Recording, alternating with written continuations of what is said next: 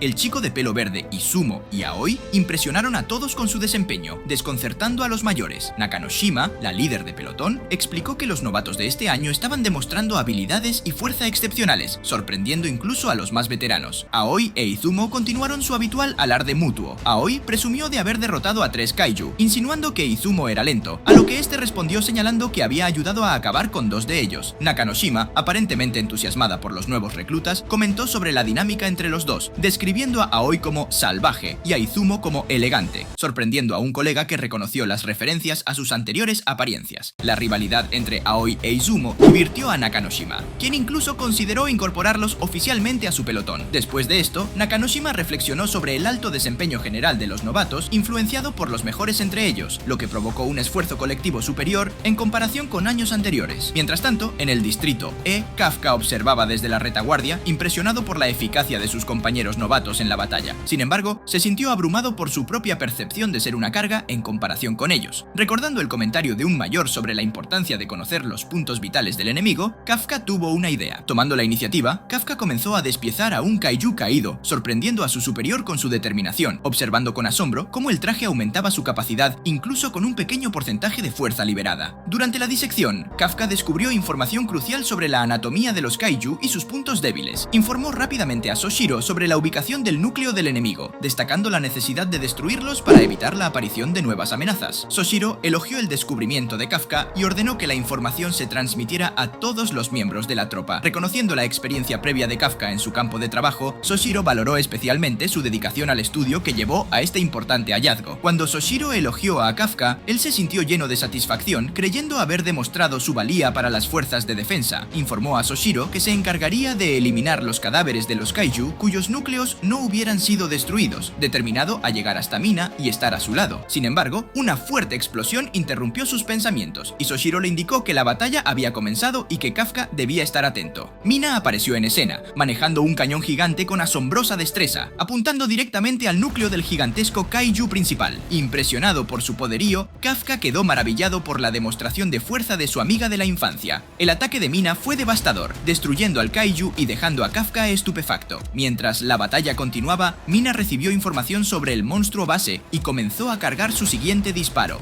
Kafka recordó una conversación anterior con Mina sobre quién se convertiría primero en miembro de la tropa y vio cómo ella desataba una fuerza increíble, alcanzando el 96% de su potencial. El impacto de su disparo fue impresionante, dejando a todos atónitos por su poder. Después de una serie de disparos, el monstruo base fue derrotado, pero Mina continuaba cargando su arma. Kafka observó con asombro la fuerza de Mina en acción, y Soshiro se acercó a él para plantearle un desafío. Le recordó que, si quería estar al lado de Mina, necesitaba alcanzar un nivel de fuerza comparable al que acababa de presenciar. Soshiro explicó que la baja fuerza liberada de Kafka lo limitaba en el combate contra enemigos grandes, pero aún así podría ser efectivo contra oponentes más pequeños y medianos. Mientras un kaiju se abalanzaba sobre ellos, Soshiro señaló la oportunidad que tenía Kafka para destacarse en este tipo de situaciones. Kafka observó con asombro cómo Soshiro desenvainaba sus katanas con una velocidad que parecía desafiar la percepción humana. Soshiro explicó que provenía de un linaje familiar con una larga historia como subyugadores de monstruos.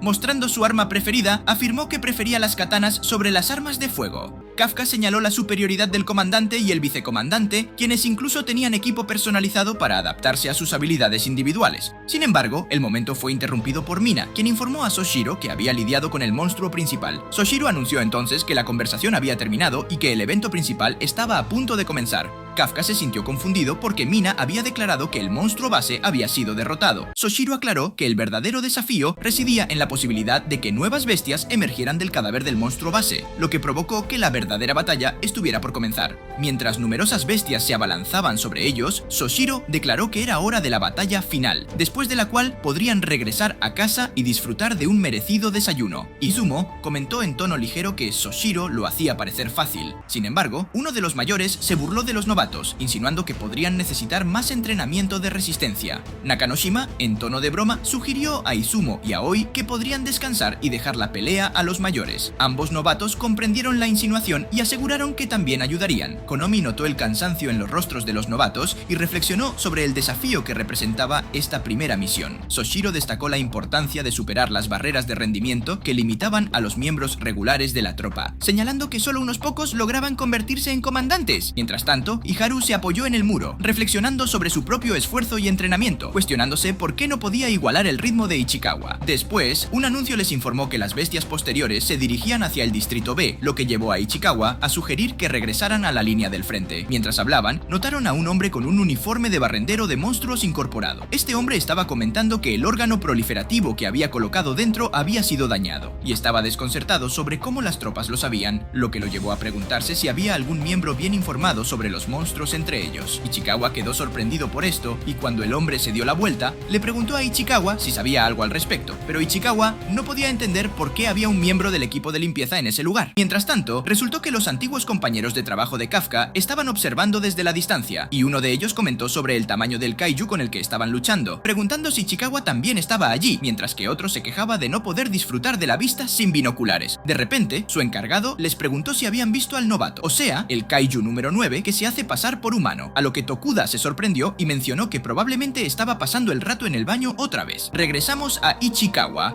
sin creer lo que veía, mientras el kaiju número 9 disfrazado de humano decía que las cosas se complicaron, afirmando que en un principio planeaba atacar y superar a los cazadores usando un kaiju que podía multiplicarse muchas veces, y esto lo llevó a preguntarse si debería hacerlo por su cuenta, pero pronto descartó la idea, ya que eso le consumiría mucha energía vital. Ichikawa se preguntó de qué estaba hablando el sujeto y sintió que algo andaba mal con el hombre. El hombre se levantó, lo miró, y cuando el pelirrojo Iharu estaba a punto de advertirle que el área era peligrosa y que se mantuviera alerta, el hombre señaló con su dedo. Iharu miró confundido, pero cuando el dedo del hombre cambió de forma, Ichikawa se sorprendió y trató de advertir a Iharu de un ataque. Sin embargo, ya era demasiado tarde y el extraño ataque del hombre golpeó a Iharu en el pecho, provocando un agujero allí. El hombre comentó que no había golpeado el corazón, pero de igual forma Iharu gritó de dolor extremo y su sangre comenzó a fluir. No pudo detener el sangrado de su herida, pero Ichikawa lo calmó y sugirió usar la función de sus trajes para vendar la herida. Iharu estaba desconcertado por lo que estaba pasando. ¿Y quién era ese hombre? Ichikawa se dio cuenta de que el hombre era un kaiju y se dio cuenta de que era otro kaiju humanoide como Kafka. Es entonces que el sujeto se transformó frente a Elos, revelando pronto su verdadera forma, lo que sorprendió a Iharu, e Ichikawa recordó que este era el mismo kaiju que apareció en el examen. Iharu preguntó si ese era el bicho que había derribado a Kikoru, a lo que Ichikawa lo confirmó. El kaiju se rascó la cabeza y expresó que no quería irse con las manos vacías. Iharu e Ichikawa se estremecieron de miedo, e Ichikawa inmediatamente trató de informarles a sus compañeros lo que estaba pasando, pero su radio parecía no funcionar correctamente. Resultó que el kaiju era el responsable de esto, explicando que había manipulado su comunicación por radio y que la sección en la que se encontraban ahora estaba dentro de una bolsa de espacio indetectable. Mientras se preparaba para atacar de nuevo, añadió que esconderse en el mundo humano parecía funcionar bien para cazarlos. Ichikawa notó el ataque entrante y trató de esquivarlo, pero aún así lo golpeó en el costado. Iharu estaba preocupado por él y el kaiju atacó de nuevo, esta vez golpeando sólidamente el muslo de Ichikawa. Ichikawa no pudo describir el dolor que estaba sintiendo, mientras que el kaiju notó que algo estaba fuera de lugar en ese momento. Soportando el dolor, Ichikawa pensó que la situación era difícil, ya que el kaiju logró atravesar el escudo de su traje fácilmente. De repente, el kaiju notó algo y le preguntó a Ichikawa si podía ver su ataque, lo que también sorprendió a Iharu. De esta forma, se ve un hecho del pasado, en el que Ichikawa y Kikoru estaban hablando, y Kikoru le informó que, si alguna vez volvía a encontrarse con el kaiju número 9, tendría una forma de vencerlo. Kikoru explicó que las yemas de los dedos del monstruo tienen una cierta señal antes de atacar. Ichikawa observó cuidadosamente los dedos de la criatura y notó algo, por lo que pensó que necesitaba concentrarse